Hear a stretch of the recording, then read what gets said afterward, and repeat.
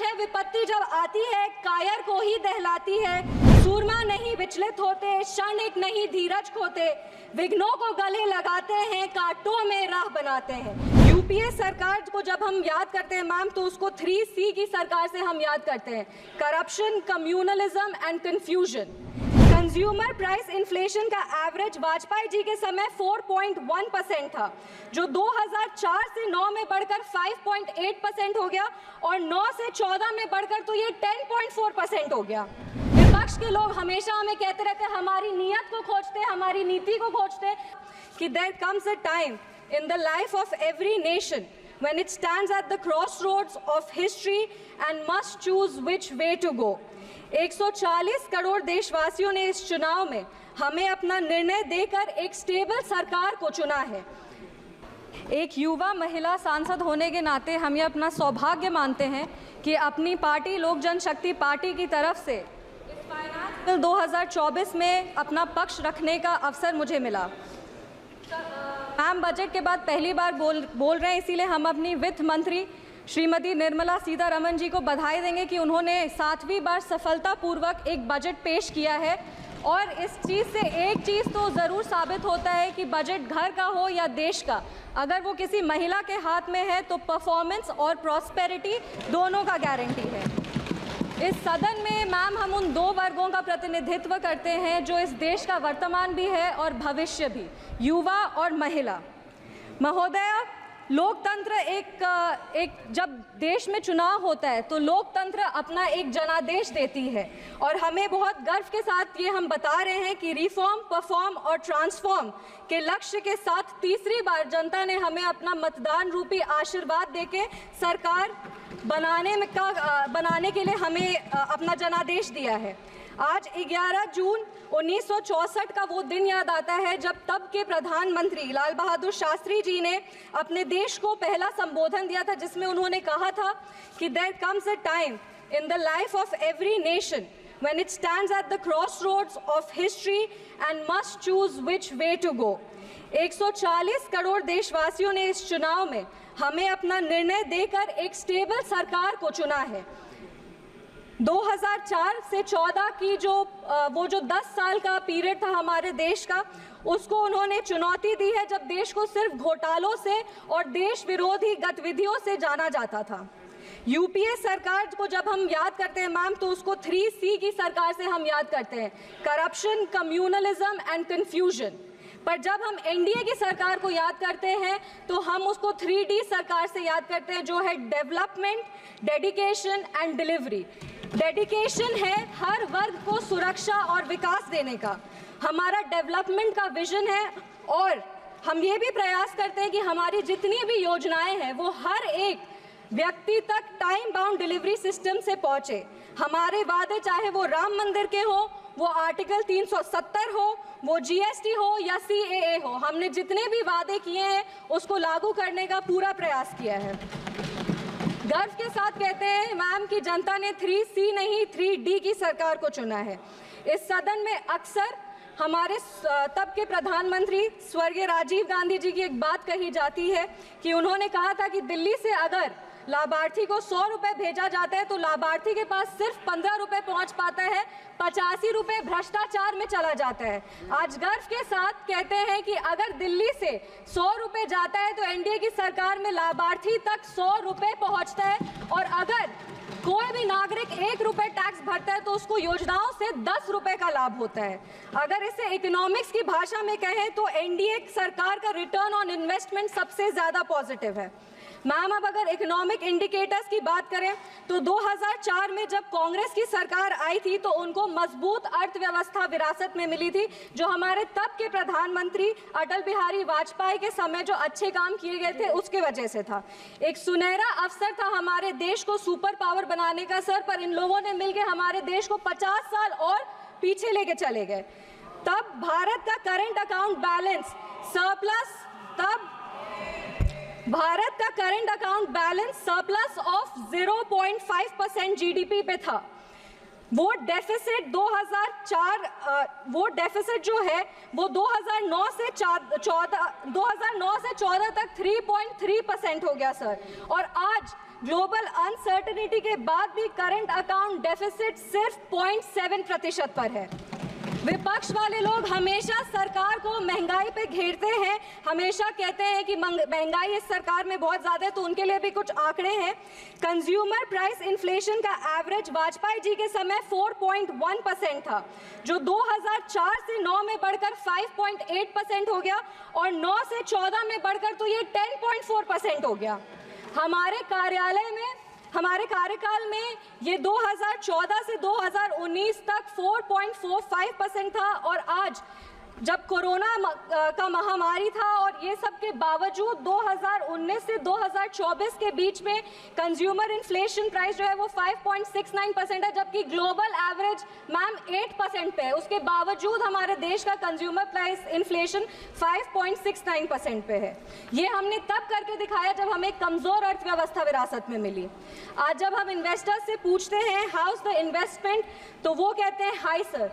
भारत में कश्मीर से लेके कन्याकुमारी तक, आसाम से लेके गुजरात तक हर वर्ग, हर राज्य में इन्वेस्टर्स आ रहे हैं, इन्वेस्ट कर रहे हैं। आज कश्मीर में UAE का एमआर ग्रुप जिसने बुर्ज खलीफा बनाया सर, वो 500 करोड़ का निवेश करके मॉल और IT टावर बनाने जा रहे हैं। और हम सबको पता है कि इनके कार्यकाल में कश्मीर में फॉरेन डायरेक्ट इन्वेस्टमेंट के नाम पे क्या होता था। आज सर जब बजट आया है और हम लोग सब बजट की बात कर रहे हैं, तो लगातार विपक्ष के लोग कह रहे हैं कि ये बजट पार्शियल है, ये बजट सिर्फ बिहार का बजट है। तो उनके लिए भी कुछ आंकड़े हैं। बिहार का gross state domestic product rupees 9.7 lakh crore है, जो पिछले वर्ष से 13% ज़्यादा है। अक्टूबर 2019 से मार्च 2024 तक $214 मिलियन का FDI आया है और 2023 से 24 तक भारत में रिकॉर्ड $70 बिलियन FDI आया है, जो 2013 और 14 में सिर्फ $36 बिलियन थे। मेरे कहने का तात्पर्य ये है कि जब बिहार का इकोनॉमी एमर्जिंग इकोनॉमी है, बिहार का इकोनॉमी एस्पायरिंग इकोनॉमी, और जब केंद्र सरकार ने बिहार को सहयोग किया है, तब बिहार और मजबूती से खड़ा हुआ है। मैं प्रधानमंत्री जी को और वित्त मंत्री जी का विशेष आभार व्यक्त करती हूँ बिहार की तरफ से, जिन्होंने बजट के लिए इतनी अच्छी घोषणाएं बिहार के लिए की है। अगर जॉन एफ कैनेडी की एक बात कहें तो वो कहते थे कि American roads are not good because America is rich, but America is rich because American roads are good. मुझे पूरा विश्वास है कि आने वाले समय में बिहार का उदाहरण दिया जाएगा ये सारे शब्दों के लिए। मुझे पूरा विश्वास है कि डबल इंजन की सरकार बिहार को लगातार विकास की ओर लेके जाएगी। सरकार ने बिहार को 26,000 करोड़ रुपए दिए हैं हाईवे डेवलपमेंट के लिए, जिसमें पटना पूर्णिया एक्सप्रेसवे है, बक्सर भागलपुर एक्सप्रेसवे है या बोधगया राजगीर वैशाली दरभंगा एक्सप्रेसवे। इससे बिहार के इंफ्रास्ट्रक्चर को और बल मिलेगा और रोजगार क्रिएट होगा। महोदय, इतनी सारी योजनाएं, 48 लाख करोड़ का बजट, रिकॉर्ड टैक्स कलेक्शन, हर प्रदेश में इंफ्रास्ट्रक्चर प्रोजेक्ट, ये सब सिर्फ इतने 10 साल में ही क्यों हो रहा है? क्योंकि व्यवस्था तो वही है और अधिकारी भी वही है। जो बदला है वो सिर्फ हमारा काम करने का ढंग, क्योंकि हमारे पास नेता भी है, हमारे पास नीति भी है और हमारे पास देश का सेवा करने का नियत भी है। आज जो फाइनेंस बिल आया है वो हमारे देश के लिए एक नया ग्रोथ स्टोरी लिखेगा, क्योंकि हम आज टैक्स टेररिज्म से टैक्स ट्रांसपेरेंसी की ओर बढ़ रहे हैं। अगर फाइनेंस बिल और टैक्सेशन का बात करें तो हमारा टैक्स सिस्टम दुनिया का सबसे बड़ा टैक्स सिस्टम है और हमारे देश की जो अर्थव्यवस्था है वो इस पर निर्भर करती है। टैक्स बेस्ड रिफॉर्म्स किए गए हैं पिछले 10 वर्षों में और हमारा ग्रॉस टैक्स रेवेन्यू जो है वो पिछले वर्ष 34,64,792 करोड़ था और इस वर्ष 38,40,170 करोड़ होने का अनुमान है। विपक्ष वाले लोग हमेशा आरोप लगाते हैं कि केंद्र सरकार उनकी सहायता नहीं करती, तो उनको बता दें कि इस 48 लाख करोड़ में से 30% जो कि 12,47,211 करोड़ है वो राज्यों को दिए जाएंगे। हमारी सरकार की नीतियों के कारण हमारा नेट टैक्स रेवेन्यू जो है वो 2014 में 9 लाख करोड़ था, वो आज बढ़ करके 25 लाख करोड़ है और हमारा tax to GDP ratio record 11.8% पर है। हमारी सरकार ने GST लगाकर पिछले 70 वर्षों में जो सबसे बड़ा सुधार है वो किया है।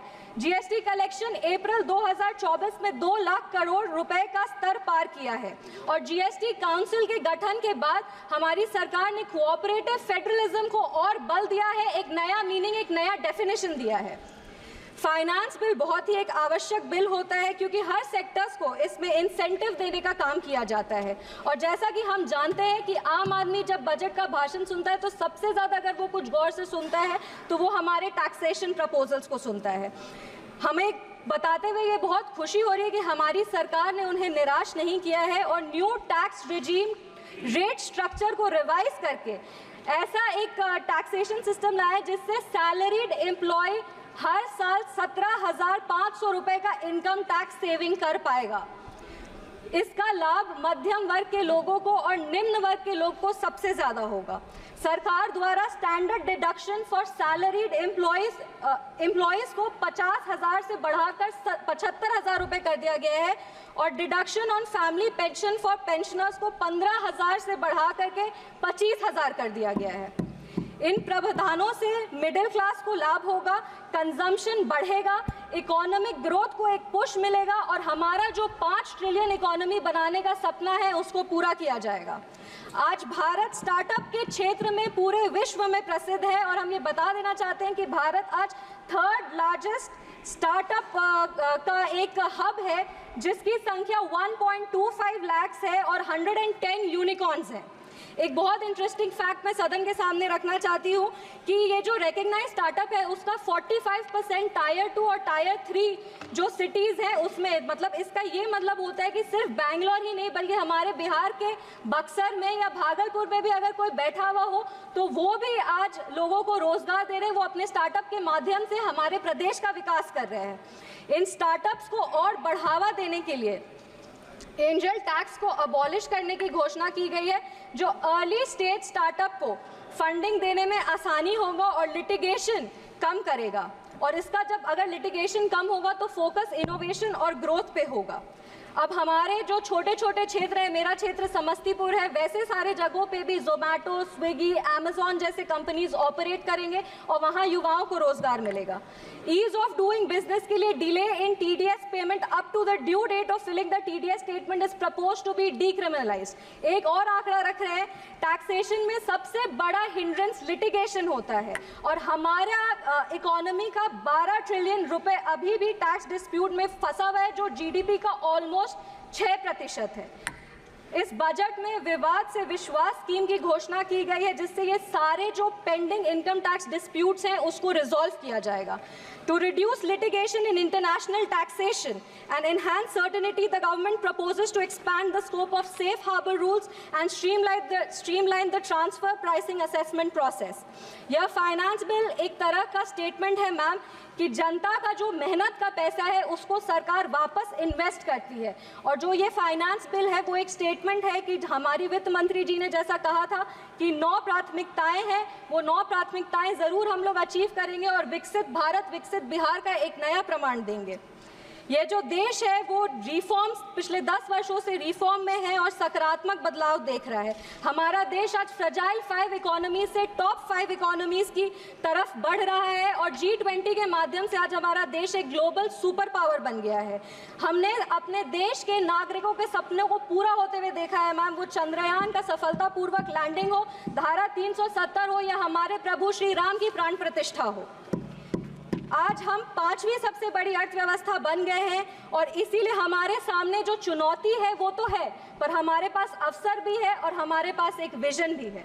अपने वाणी को हम विराम देने के पहले धन्यवाद देंगे हमारे माननीय मुख्यमंत्री श्री नीतीश कुमार जी को और हमारे पार्टी के राष्ट्रीय अध्यक्ष श्री चिराग पासवान जी का, जिनकी लगातार मेहनत की वजह से हमारे 1 मिनट मैम 1 मिनट सबसे युवा सांसद है 2 मिनट, जिनके लगातार प्रयासों के वजह से आज हमारे प्रधानमंत्री जी का जो सपना है उसको बिहार में धरातल पर हम लोग इम्प्लीमेंट कर पा रहे हैं।